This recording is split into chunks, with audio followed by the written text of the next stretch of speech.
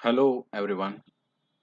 कैसे हैं आप सभी लोग? उम्मीद करता हूँ अच्छे होंगे। आप सभी का मैं स्वागत करता हूँ आपके अपने चैनल स्किल्स बाय खन्ना में। मैं आकाश खन्ना आज फिर आपके सामने हाजिर हूँ एक नई कॉन्सेप्ट को लेकर जो हम एक्सेल में यूज़ करते हैं काफ़ी। और उम्मीद करता हूँ आप सभी लोगों ने मेरे पिछले लेक्चर्स को देखा होगा, समझा होगा और आप सीरीज़ को फ़ॉलो करते हुए आ रहे होंगे। और आज हम कंडीशनल फॉर्मेटिंग के बारे में सीखेंगे। जैसे कि मैंने आपको फर्स्ट 2-3 लेक्चर्स में होम टैब के बारे में बताया था, तो वहाँ पर ये कहा था कंडीशनल फॉर्मेटिंग को मैं एक सेपरेटली टॉपिक में कवर करूँगा, जो आज मैं कवर करने जा रहा हूँ। इस पे 2 लेक्चर्स या 3 लेक्चर्स जितने भी होंगे वो मैं आपको प्रोवाइड करूँगा। मैं चाहता हूँ कि आप कंडीशनल फॉर्मेटिंग को बेसिक लेवल पर अभी समझ जाएँ और किस तरह से इस कंडीशनल फॉर्मेटिंग का हम यूज़ करते हैं, ये क्या है कंडीशनल फॉर्मेटिंग। तो आइए अब शुरू करते हैं। शुरू करने से पहले अगर आप हमारे चैनल से पहली बार जुड़े हैं और आपको एक्सेल समझना है तो आप हमारे चैनल को सब्सक्राइब कर लीजिए। अगर आप हमारे एग्जिस्टिंग स्टूडेंट हैं तो आप हमारे चैनल को लाइक करें, कमेंट करें, लोगों के साथ शेयर करें ताकि अधिक से अधिक लोग जो हैं इसका लाभ उठा सकें। सो यही मैं रिक्वेस्ट करना चाह रहा था। शुरू करने से पहले जो मैंने रिक्वेस्ट की वो आपने सुनी। अब जो मैं बताने जा रहा हूँ उसको आप थोड़ा और गौर से सुनिएगा कि what is conditional formatting? Conditional formatting क्या होती है? और इसका इस्तेमाल किस तरह से किया जा सकता है? देखिए, फॉर्मेटिंग मैंने आपको बहुत दिनों से मैं फॉर्मेटिंग के ऊपर भी आपको लेक्चर्स दिए हैं। अब फॉर्मेटिंग के आगे एक लग चुका है कंडीशन। जब फॉर्मेटिंग के आगे कंडीशन लग जाता है तो यानी कि कुछ टर्म्स एंड कंडीशन जो जो है ना कंडीशन वाला, तो किसी कंडीशन पर फॉर्मेट करना ही कंडीशनल फॉर्मेटिंग कहलाता है। तो मैं यहाँ पर बता देता हूँ कंडीशनल फॉर्मेटिंग क्या करता है, हेल्प करता है डेटा को एक्सप्लोर करने के लिए, डेटा को एनालाइज करने के लिए, उसके अंदर इश्यूज निकालने के लिए, पैटर्न्स को आइडेंटिफाई करने के लिए, ट्रेंड्स को आइडेंटिफाई करने के लिए। ठीक है। एक तो ये बहुत ही जेनेरिक सी डेफिनेशन है जो आपको पता चल गई। इसमें हम करेंगे क्या, डेटा को कैसे पता लगाएंगे। डेटा के अंदर हम 3-4 चीजें कर पाएंगे, जैसे कि डेटा को हाईलाइट करना, डेटा को किसी सेल को किसी कंडीशन पे हाईलाइट करना, कुछ पैटर्न्स निकालना, डेटा को विजुअलाइज करना, डेटा को कलर देना, आइकन को सेट करना, कुछ आइकन्स लगा देना। तो हम वन बाय वन एक एक करके थोड़ा थोड़ा सा जानेंगे। फिर एक बार रियल वर्ल्ड सिचुएशंस भी देखेंगे और प्रैक्टिकली जो सिचुएशंस हम क्वेश्चन की फॉर्म में मैं यहाँ दिखाऊंगा वो भी देखेंगे, वो रियल वर्ल्ड से ही उठाई गई हैं। अब कंडीशनल फॉर्मेटिंग में होगा क्या, कंडीशनल फॉर्मेटिंग जो है होने के बाद जो अगर वो कंडीशन मेट करती है, अगर वो कंडीशन मेट करती है तो आपके सेल का कलर चेंज हो जाता है और फॉर्मेटिंग चेंज हो जाती है। अगर नहीं करती तो cell remains the same. So what are the basic condition जो आप लगा सकते हैं।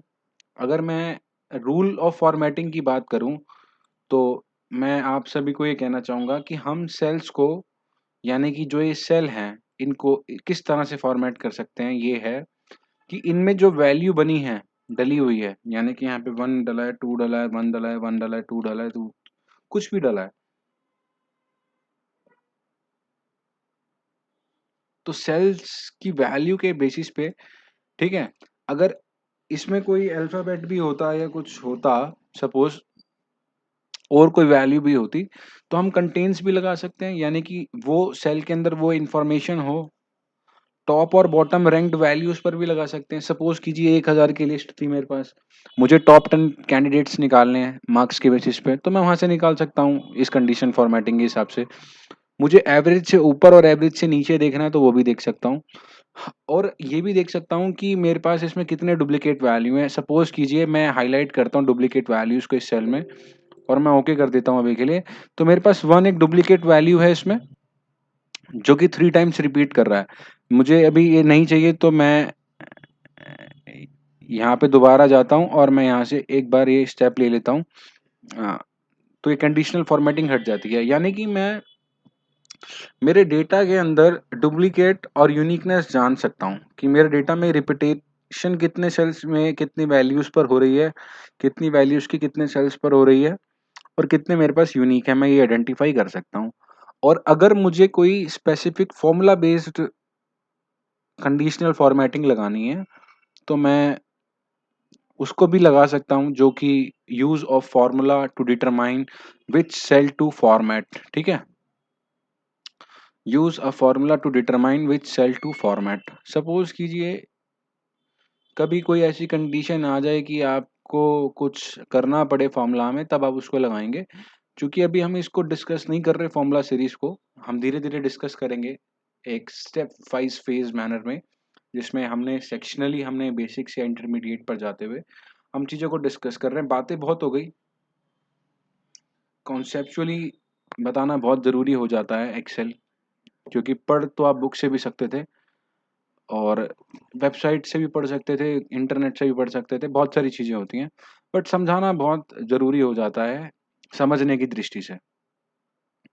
तो पहले ही क्वेश्चन पे हमने पहला क्वेश्चन कहता है कि यूज करें कंडीशनल फॉर्मेटिंग को कहाँ पर, कॉन्टेक्ट नेम्स में। क्या कीजिएगा, फाइंड करें, क्या फाइंड करें, डुप्लीकेट वैल्यूज किस में, डाटा में। यानी कि डाटा कौन सा है, कॉन्टैक्ट ने मैं सबसे पहले मैं डेटा को आइडेंटिफाई करने के लिए हमेशा क्या करता हूँ, उसके हेडर्स को बोल्ड करता हूँ, उसको हमेशा मिड अलाइन करता हूँ, सेंटर अलाइन करता हूँ, उसको एक साइज दूसरे से बढ़ा देता हूँ, उसके बैकग्राउंड पे एक ऑलरेडी ही ब्लू कलर या लाइट कलर दे देता हूँ, ताकि वो हेडर्स जो हैं थोड़े अलग से दिखने लग जाए। और ये डेटा डला हुआ है, डेटा में क्या है, एक किसी का नाम डला हुआ है, उसका पता डला हुआ है, वो किस जगह रहता है ये डला हुआ है, उस जगह का कोड डला हुआ है, वो कंट्री क्या है ये डला हुआ है और उसका नंबर क्या है ये डला हुआ है। तो डेटा रीड करना भी आपको आना चाहिए, जो धीरे-धीरे प्रैक्टिस के साथ मेरे साथ आपको आ जाएगा। अब यूँ कहता है कि यार इसमें जो है डुप्लीकेट वैल्यू है, ये फाइंड करो कि कौन-सी है और उसको हाइलाइट कर दो। सवाल ये आएगा, अब आप कैसे करोगे? आप पहले इसको सिलेक्ट करोगे, सबसे पहला ऑप्शन आप क्या करोगे? पहला स्टेप क्या लोगे? पहला स्टेप आप इसको यहाँ से क्लिक करोगे और नीचे तक क्लिक करते हुए ले आओगे। इसमें कोई दो राय, ऐसा क्यों किया? आपने जिसमें कुछ इफ़ेक्ट्स डालने हैं, इफ़ेक्ट्स लेने हैं, उस सेक्शन को तो सिलेक्शन कीजिएगा ना, सिलेक्ट कीजिएगा। तो आपने किया, आप फिर से कंडीशनल फॉर्मेटिंग में गए। अब मैं आपको ये बताता हूँ यहाँ पे क्या है, कुछ चीज़ें हैं जो यहाँ पे ऑप्शंस के रूप में दिखती हैं। हाइलाइट सेल्स रूल दिखता है, टॉप बॉटम रूल दिखता है, डेटा बार्स दिखता है, डेटा इसके नीचे कलर स्केल्स दिखता है, आइकन सेट दिखता है, ये देखें इंडिकेटर्स के रूप में काम आते हैं ये। और उसके बाद न्यू रूल, क्लियर रूल और मैनेज रूल। क्लियर रूल में अगर क्लिक करेंगे तो clear rule from selected cell, जो मैंने सेल सिलेक्ट करे हैं उसमें से, पूरी शीट में से, या जो एक टेबल सिलेक्ट होगी उसमें से, या कोई पिवट टेबल होगी उसमें से। ठीक है, अभी के लिए मुझे क्या करना है, मुझे तो हाइलाइट सेल में जाना है। क्यों जाना है? क्योंकि मेरे पास यहाँ पे greater than, less than, between the values, equal to the value, text that contains और डेट अकरिंग और डेट वैल्यूज, डुप्लीकेट वैल्यूज का एक ऑप्शन है रहता है। तो ये बात यहाँ से रखेंगे, डुप्लीकेट यहाँ पर ऑप्शन है। और डुप्लीकेट वैल्यू को जब मैं यहाँ से सेलेक्ट करता हूँ तो ये मुझे एक पॉप आउट देता है। पॉप आउट में कहता है, डायलॉग बॉक्स आता है, फॉर्मेट सेल्स दैट कंटेन्स, मुझे क्या चाहिए, यहाँ पे मैंने क्लिक किया, यहाँ पे दो वैल्यूज हैं। मुझे क्वेश्चन में कहा गया था आपको डुप्लीकेट फाइंड करना है। मैंने कहा अगर मैं डुप्लीकेट फाइंड करूंगा तो इसने क्या कहा था मुझे, इसने कहा था कि मुझे येलो कलर करना है। मैंने कस्टम में गया, मुझे येलो फिल देना है तो मैंने येलो फिल यहाँ से दिया। अच्छा, यहाँ पे पैटर्न स्टाइल दे दिया, मैंने पैटर्न स्टाइल दे दिया। मैं पैटर्न स्टाइल ये दे देता हूँ, सपोज लाइट पैटर्न स्टाइल देता हूँ, ये वाला। ठीक है, और पैटर्न कलर मैं थोड़ा सा ग्रेइश दे देता हूँ, तो थोड़ा वो लाइट कलर में दिखेगा। और फिल इफेक्ट्स भी एक ऑप्शन है इसमें। ठीक है, ये अभी हम डिस्कस नहीं कर रहे। पैटर्न स्टाइल ले लिया, मोर कलर्स में मैं नहीं जा रहा हूँ, मैं येलो कलर यहीं से ले रहा हूँ। और मैंने यहाँ पे पैटर्न सिलेक्ट किया एक जानकर। अब मैं जैसे ही इसको ओके करता हूँ तो आप देखना ये पीछे जो है कस्टम फॉर्मेटिंग इस पे लग गई। जब डुप्लीकेट फाइंड किए, कस्टम फॉर्मेटिंग का सिलेक्शन लिया इसने, कस्टम फॉर्मेट्स में येलो और पैटर्न ले लिया, और इसको जब मैं ओके करता हूँ तो ये सिलेक्ट हो जाता है। यानी कि अगर मैं इसको जूम करता हूँ यहाँ पे, तो आप ये देख सकते हैं, मैं थोड़ा देखो, मैंने यहाँ पे तो बताया था, यहाँ पे क्लिक करके व्यू में जाकर जूम टू सिलेक्शन कर दोगे तो आपको दिखने लग जाएगा हाईलाइट किस तरह से हुआ है। और मैं इसको और जूम करूंगा, ये मैक्सिमम चला गया है, और मुझे अब 100% जाना है तो मैं 100% पे चले जाऊंगा यहीं से बैक क्लिक करके। ये जूम 100 लिखा हुआ है जहाँ पे, वहां पर आने के बाद अब ये बात तो तय है, क्या इसमें भी है? मैं इस कंट्री में गया, कंट्री में मुझे 100 दिख रहे हैं कि कुछ डुप्लीकेट्स हैं, तो मैंने आइडेंटिफ़ाई किया डुप्लीकेट वैल्यूज़, तो मुझे दिख रहा है कि सारा ही डुप्लीकेट नज़र आ रहा है इसमें। और अगर मैं यूनिक करूँगा तो यूनिक पे गया, इस बार मैंने यूनिक सिलेक्ट किया कि मुझे इसके अंदर यूनिक कौन-कौन से हैं ये हाइलाइट करो।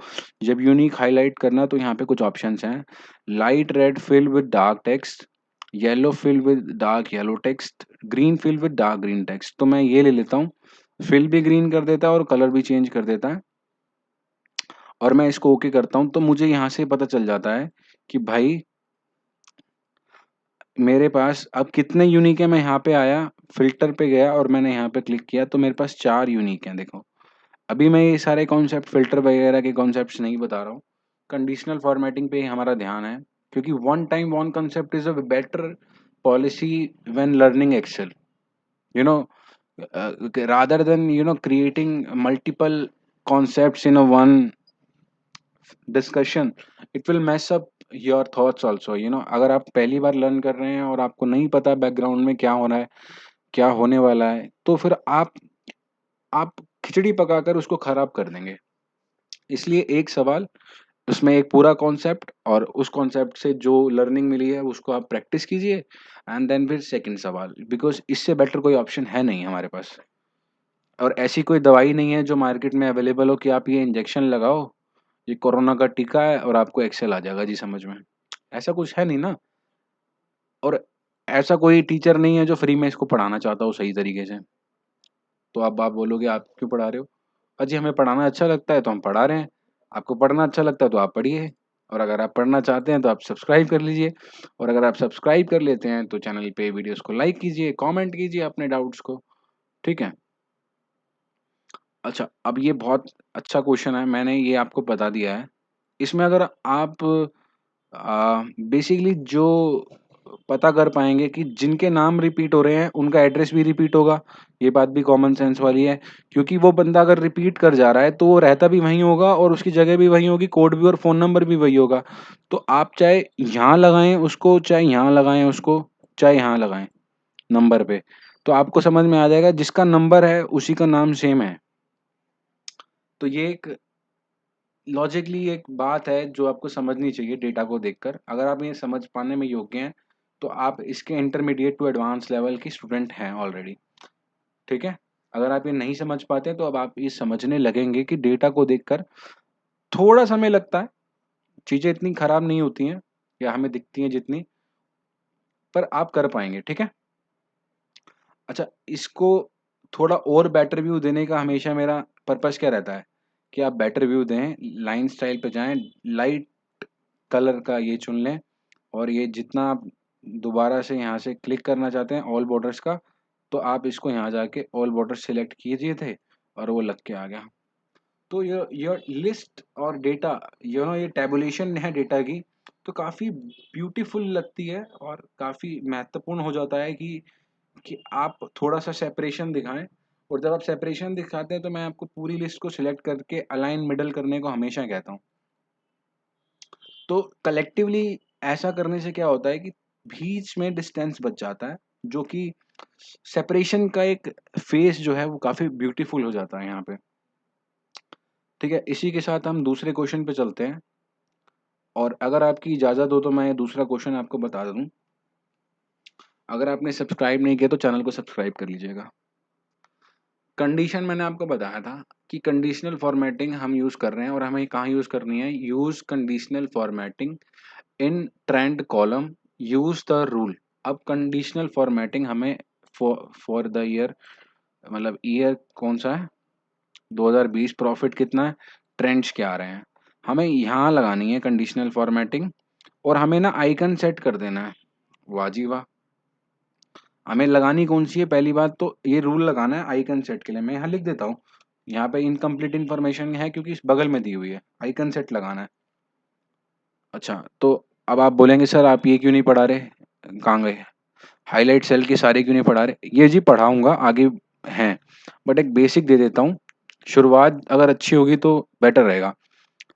बोल रहा है कि वैल्यू अगर 0 से बड़ी है तो ग्रीन कलर हो जाए, वैल्यू अगर 0 से कम है तो नेगेटिव में रेड हो जाए, और वैल्यू बिटवीन द 0 ही है तो ये हो जाए। मैंने आइकन सेट किया और मैंने यहाँ पे क्लिक कर दिया, पर ये तो गलत हुआ क्योंकि जो मैंने रूल लगाया है वो यहाँ पर लग कर आ गया इसी सेल में। मैं यहाँ गया, मैनेज रूल्स में क्लिक किया मैंने, मेरे को B76 पे मेरा रूल लगा था, मैंने यहाँ से डिलीट कर दिया और इसको ओके किया। मुझे हमेशा क्या करना है, कंडीशनल जहाँ लगानी है वो सिलेक्शन करना है, कंडीशनल पे क्लिक करना है, आइकन सेट पे जाना है और डायरेक्शनल पे गया। अब मैंने क्या कहा था कि 0 से ऊपर वाले तो सारे के सारे ग्रीन हो जाएँ, 0 से कम और बराबर 0 के वो ऑरेंज में जाएँ और जो 0 से नीचे है वो हमेशा रेड दिखाए। तो ये कंडीशनल फॉर्मेटिंग हमेशा जब आप पहले यहाँ से क्लिक करेंगे तो गलत लगेगी, क्योंकि यहाँ पे बाय डिफ़ॉल्ट एक्सेल में 67 और 33% का रूल लगा रहता है, जो कि हमें नहीं लगाना है। तो मैं जब यहाँ पर आता हूँ, इस तरह से अपने मैनेज रूल्स में, यहाँ मैंने दोबारा दिखा देता हूँ। ये रूल मैनेजर होता है यहाँ पे हमारे पास। मैनेज रूल्स में क्लिक करने के बाद कंडीशनल फॉर्मेटिंग रूल्स मैनेजर में हमें जाना है। जब आपको आपकी कंडीशनल फॉर्मेटिंग मिल जाएगी, आप उसको एडिट रूल कीजिए और आप उसको यहाँ पर देख सकते हैं कि कुछ cells based on their values format style style icon जो है display each icon according to this rule. Basically manage rule में आने का मकसद ये था हमारा कि जो हमारा क्राइटेरिया है रूल लगाने का, उसको हम सही कर पाएँ। अब वैल्यूज़ तो यहाँ पर डलेंगी, पर टाइप क्या रहेगा? भई मैंने तो कहा नंबर, तो इसमें 4 तरीके हैं, नंबर, परसेंट, फ़ॉर्मूला, परसेंटाइल। मैं तो नंबर से लगाना चाहता हूँ अभी के लिए। तो मैंने क्या कहा था, 0 से बड़ा हो तो जी ग्रीन हो जाए, ठीक है?